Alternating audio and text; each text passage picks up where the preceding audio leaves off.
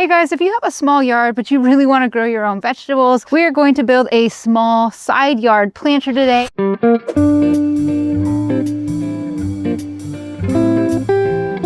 As you can see, this is a very narrow side of the yard. A lot of people just forget it or put their utilities there, but you can grow vegetables. One thing you want to keep in consideration is the light, however. So we are on the south side of the house. We're going to get peaks of light through this side over here. If you're on the north side, maybe not the best planter unless you want to grow ferns. Side yards often can be forgotten and just used for storing things or maybe utilities. As you can see, there is an air conditioning unit back here, but they also are already growing their own vegetables in this planter, which is super cool. So they have a daughter who really loves to grow food, and so they want more growing space. And when you have a limited yard, you can do container planting. So I'm standing right on top of a concrete pad right now. And so usually I like to grow things in the ground where they have access to grow their roots as far as they can go. However, there's nothing wrong with creating a container, whether it's a big pot or building a wood planter or something else that can sit on concrete, as long as you give it enough space for the plants that you're putting in it. So material wise, we ended up choosing a cedar wood material. I love cedar. I think it smells so good. It's a great natural lumber that is insect and rot resistant because it has these tannins in it that give it that beautiful smell as well. So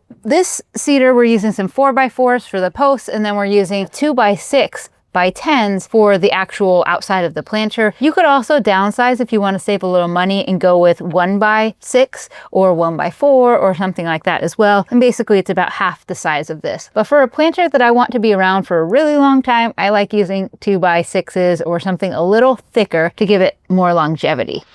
All right, so other suitable material to use when building a planter would be redwood. You could use Douglas fir or pine. Those are very affordable, but I typically shy away from using Doug fir and pine because they don't have those natural tannins that make it rot resistant or insect resistant. Of course, you can always seal them or paint them and stuff like that, but I like using raw wood when I'm growing vegetables. And so you can do it on the outside, but you're still having that constant moisture sitting on the inside of the wood, which won't last as long as, say, a cedar. So cedar's my #1 choice. Redwood is also a wonderful choice. And then of course there's other lumbers on the market you can use as well. I typically shy away from pressure treated wood, but I have seen some research out there that the newer pressure wood is maybe not as toxic for your vegetables, or maybe doesn't absorb into the soil. Do your own research. I'm still too shy to do it, but I did read an article that made me think about it. Also, you can build some pretty simple planters that are gonna do the trick, but because I like to garden so much, I wanted it to be really pretty. So I am actually using Simpson Strong-Tie's outdoor accents to put this one together. And they're just these beautiful corners. They're meant for pergolas and other building stuff, but you definitely can be creative with them and build, you know, whatever you want. So I have a few of these. I have the hex head washers that are going to attach to this. Simpson Strong-Tie is sponsoring some of my short form content. They're not sponsoring this video, but hey, I'm building it and I figured I might as well make a long video about it too.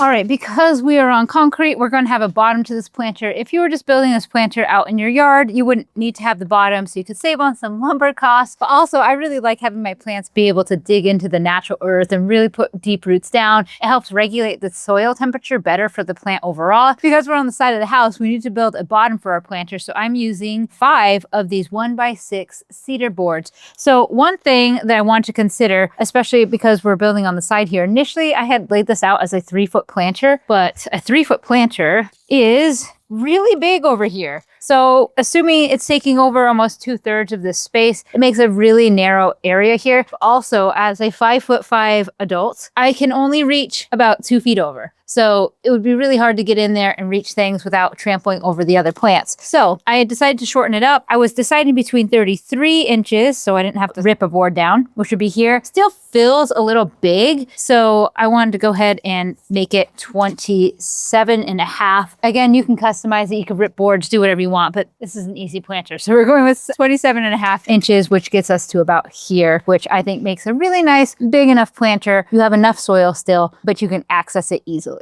I'm trying to make the most of all the material I have on site. So I had 3 4x4 posts, and out of them, I'm going to get 3 front posts. I'm going to get 3 back posts, and I'm going to get 2 offsets for the bottom of my planter. And that's just going to allow my planter to sit up just a little bit so that I get that good drainage. I could just place this on the ground, but I think it's better that most of this wood has a little bit of airflow off the bottom versus just always being saturated against the concrete. It also helped keep some of the staining off of the concrete as well. And to cut this 4x4 with my circular saw, I just went ahead and marked out all 4 sides. I just traced a line at 27.5, which is the width of this. It'll take 2 cuts to get through here. Otherwise, you can just use a miter saw and that would be quicker.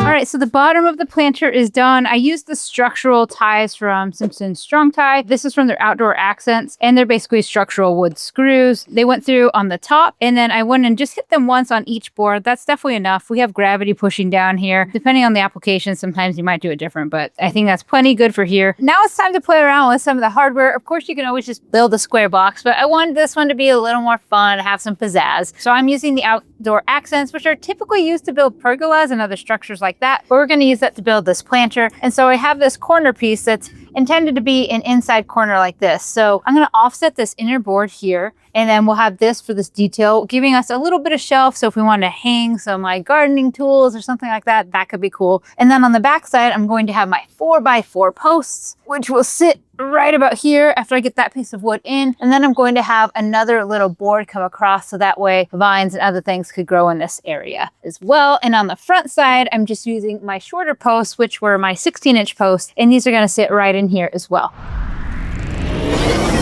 All right, I'm gonna get a little creative with the outdoor accents from Simpson Strong-Tie. They're usually used to build pergolas and stuff like that, but they have the Z-Max coverage, which makes this hardware last a really long time outside. Also, it just looks really cool. So they have 2 styles in their outdoor accents. One is Avant and the other one is Mission. I'm going with the Mission accent collection. I just like, I like the look of it. It's very San Diego. So for this, I'm just mocking this up here, but we have 3.5-inch outdoor screws. These are their structural wood screws.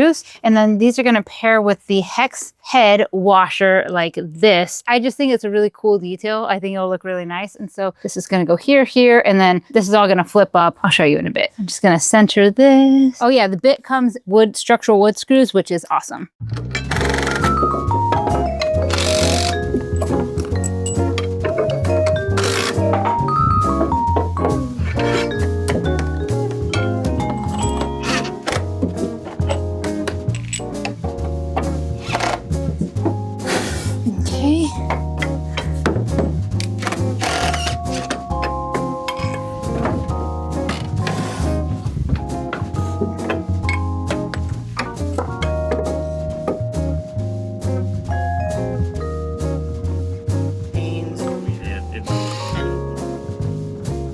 All right, so here we are with both sides. I have the long side for the back, and then the short sides for the front. I have my Mission style accents on the corner here, and then this is going to be the front board. Because I have 3.5-inch nails, I'm gonna have this little face plate, which I think will actually look quite nice. But if you had smaller, which you can order 2-inch screws, you could also just go directly from here. Oh, actually that would still be a little too long. So yeah, you'd probably still need to have a thicker board or 2 boards here to take this. That's what we're doing next. Is I squared up these boards down here, and then I'm gonna get these aligned where I would like them and lock those in as well.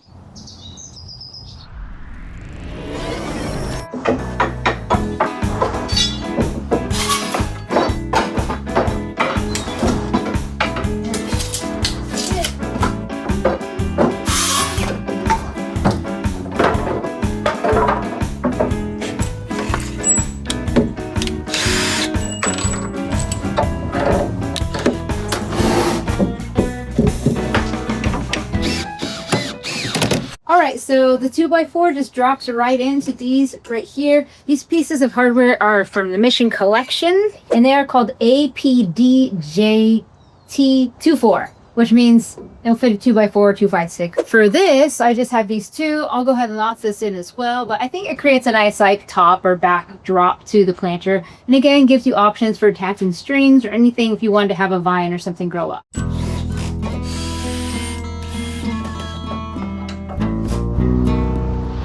All right, I am adding these just because I think they're cute, and I think the front could use some hardware, especially since we're so hardware heavy on the sides, but I do love the look.